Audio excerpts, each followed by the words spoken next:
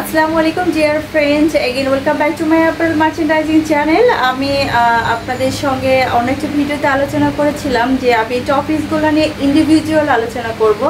সেটা হয়তো বা আপনাদের জন্য অনেক বেশি ভিডিও হয়ে যাবে, আপনারা ইম্পর্টেন্ট মেসেজ মিস করতে পারেন। সেজন্য আমি এখানে সবগুলো টপিকস নিয়ে একটা ভিডিওতে আলোচনা করছি, একটু সংক্ষিপ্ত আকারে চেষ্টা করব। সো এখানে আপনার আমাকে ফার্স্ট কোশ্চেন যেটা করা হয় এডুকেশনস। সো আসলে আপনি অ্যাপারেল মার্চেন্ডাইজিংয়ে কাজ করতে চাইলে কী ধরনের এডুকেশনস আপনার থাকা উচিত সেটা নিয়ে আমাকে অনেক কোশ্চেন করেছেন। সো আপনি আসলে ডিপ্লোমা থেকে মার্চেন্ডাইজিংয়ে আসতে পারেন, আপনি জেনারেল থেকে আসতে পারেন, আপনি টেক্সটাইল থেকে আসতে পারেন, আসলে যে কোনো এডুকেশন থেকে আসতে পারেন। তবে পার্সোনালি আমি সাজেস্ট করব আপনি গ্রাজুয়েশন কমপ্লিট করে দেন আসলে মার্চেন্ডাইজিং স্টার্ট করলে আপনার জন্য একটু ভালো। কারণ আপনি একটা কোম্পানিতে তো সবসময়ের জন্য জব করবেন না, অবশ্যই ভালো অপরচুনিটি পেলে সুইচ করবেন। আর সেক্ষেত্রে আপনাকে অন্য অর্গানাইজেশন হয়তো বা আপনার কাছ থেকে এডুকেশন লেভেলটা ভালো ডিজার্ভ করতে পারে।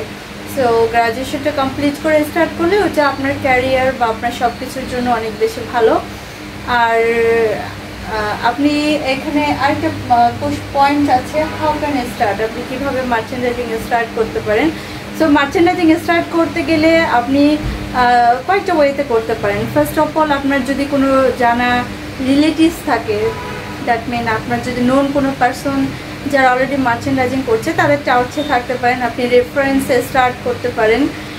আপনি বিডি জবসের থ্রুতে, আমাদের বাংলাদেশের বিডি জবস অনেক বড় একটা প্ল্যাটফর্ম, সেখান থেকে অনেকে জব পাচ্ছে, অনেকে জব করছে। সো আমি নিজেও পার্সোনালি বিডি জবসের থ্রুতেই এ পর্যন্ত যতগুলো জব করেছি সব বিডি জবসের থ্রুতেই করেছি।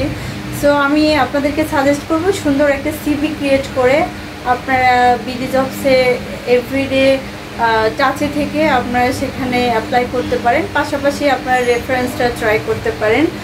আর থার্ড যে পয়েন্ট আমি মেনশন করেছি, first steps of merchandising.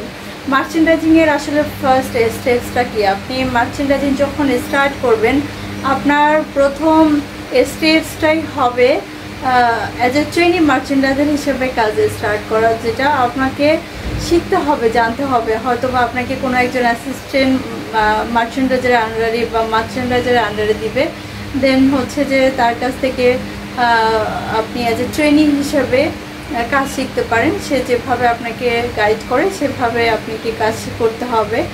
So এটা হচ্ছে যে আপনার ফার্স্ট স্টেপস অফ মার্চেন্ডাইজিং। আর আরেকটা হচ্ছে যে ফোর্থ টপিক, যেটা হোয়াট ইজ মার্চেন্ডাইজিং। আসলে মার্চেন্ডাইজিংটা কী?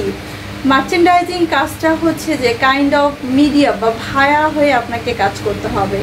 আপনি যদি বাইং হাউসে কাজ করেন তাহলে আপনি ডিরেক্ট কাস্টমারের সাথে কমিউনিকেশন করে সেখান থেকে আপনি অর্ডার নেবেন, সেই অর্ডারটা আপনি ফ্যাক্টরিকে প্লেস করবেন। সো এখানে আপনার একটা মার্জিন থাকবে। সো এই বিষয়ে আমার ডিটেলস ভিডিও অলরেডি আছে, আপনারা একটুখানি চেক করে নিন আমার ভিডিওগুলো থেকে। সো আপনারা সেখানে অনেক ডিটেলস ইনফরমেটিভ অনেক তথ্য পাবেন হোয়াট ইজ মার্চেন্ডাইজিং। সো এই বিষয়ে আমি অনেক কিছু নিয়ে আলোচনা করেছি।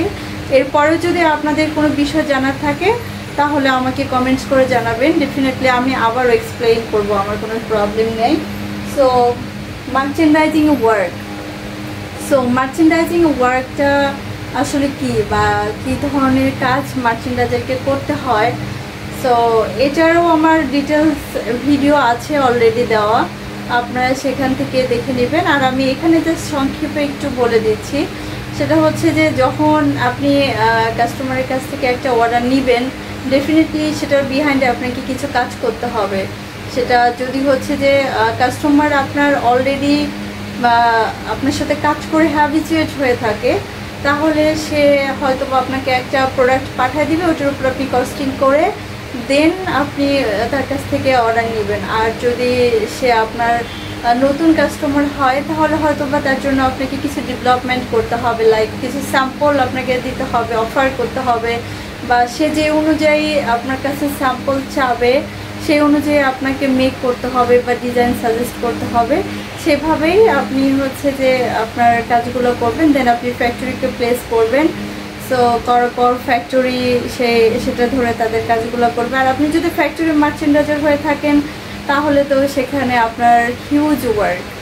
সো আপনারও সেখানে অনেক ইন্ডিভিজুয়াল ওয়ার্ক আছে, আপনাকে অ্যাক্সেসরিজ ওয়ার্ক অর্ডার দিতে হবে, আপনাকে ফেব্রিকের ওয়ার্ক অর্ডার দিতে হবে, আপনাকে একটা সুন্দর প্ল্যান তৈরি করতে হবে ওখানে প্ল্যান টিমের সঙ্গে। সো এগুলো আসলে অনেক ধরনের কাজ থাকে। সো যখন আপনি মার্চেন্ডাইজিং স্টার্ট করবেন তাহলে অনেক কিছু আপনারা ডিটেলস জানতে পারবেন। আর যদি আপনারা আমার কাছ থেকে ইন্ডিভিজুয়াল জানতে চান যে কোন বিষয়গুলো আসলে আপনার জানা দরকার বা কোন বিষয়টা জানলে আপনার জন্য ভালো, আমাকে কমেন্টস বক্সে জানাবেন, আমি সেটার উপরে আপনাদের সঙ্গে আবারও ডিটেলস আলোচনা করব। আর আরেকটা ফাইনাল টপিক যেটা মার্চেন্ডাইজিংয়ের ফিউচার, যারা আমাকে অনেকে কোশ্চেন করেছেন যে মার্চেন্ডাইজিংয়ের আসলে ফিউচারটা কী বা কেমন। মার্চেন্ডাইজিংয়ের ফিউচারটা অনেক অনেক বেশি ভালো, কম্পেয়ারিং অন্য সেক্টরের তুলনায় আপনি ভালো স্যালারি পাবেন বা এখানে আপনার অনেক ভালো অনেক ধরনের ফ্যাসিলিটি থাকবে। সো এটা হচ্ছে যে আসলে এটার ফিউচার অনেকই ভালো আছে, বাট ওটা আপনার নিজেকে তৈরি করে নিতে হবে। সো এটা হচ্ছে বিষয়। সো এটা কমপ্লিটলি আসলে আপনার উপর ডিপেন্ড করছে আপনি কিভাবে নিজেকে প্রিপেয়ার করছেন।